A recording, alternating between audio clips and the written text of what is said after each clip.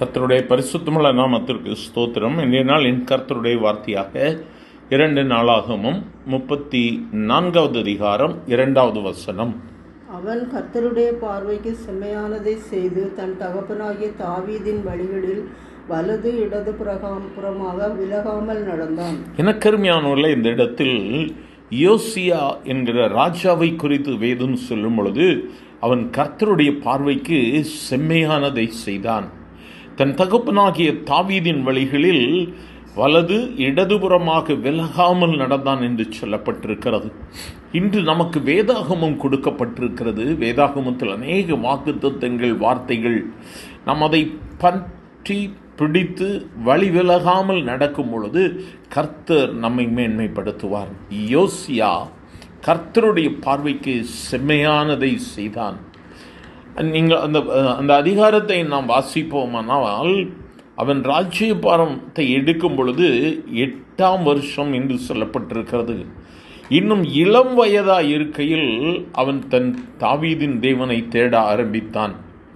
ஆகவே 12ஆம் வருஷத்தில் அவன் பெரிய காரியங்களை செய்கிறான். எதிர்ப்பாக இருக்கிற காரியங்கள், கர்த்தருக்கு விரும்பாத காரியங்கள், இஸ்ரவேல் ஜனங்கள் பின்பற்றின கர்த்தர் விரும்பாத காரியங்களை அவன் எடுத்து போடுகிறான். இப்படியாக யோசியா மேன்மையடைந்தான் என்று சொல்லி பார்க்கிறோம். எப்படி கர்த்தருடைய வழிகளில் நடந்தது நிமித்தமாய். இன்றும் நாம் கர்த்தரை பின்பற்றி அவரையே தெய்வமாய் தெரிந்து கொண்டிருக்கிறோம்ல. ஒருவேளை பாடுகள், போராட்டங்கள், பலவிதமான எதிர்ப்புகளின் மத்தியில் இந்த வார்த்தைகளை கேட்டுக்கொண்டிருந்தாலும், இந்த நாளிலும் கர்த்தர் நமக்கு கொடுக்கிற வார்த்தை, கர்த்தருடைய பார்வைக்கு செம்மையானதை செய்யும் பொழுது கர்த்தர் உங்களை மேன்மைப்படுத்துவார். நிச்சயமாக மேன்மைப்படுத்துவார். சோர்ந்து போகாதுங்க.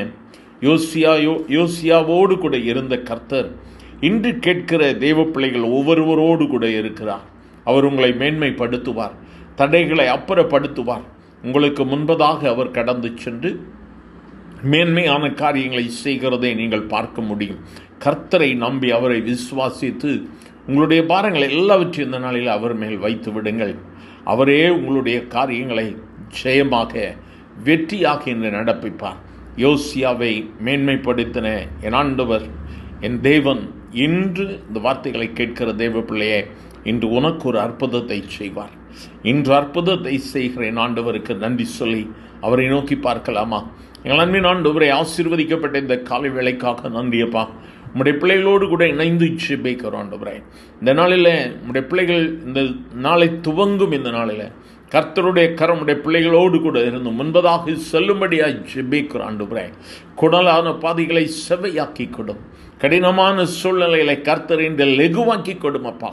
எந்தெந்த காரியங்களுக்காக நம்முடைய பிள்ளைகள் ஜெபிக்கிறார்களோ இன்று அவர்களுக்கு ஜெயத்தை கர்த்தர் கட்டளையிடுவீராக.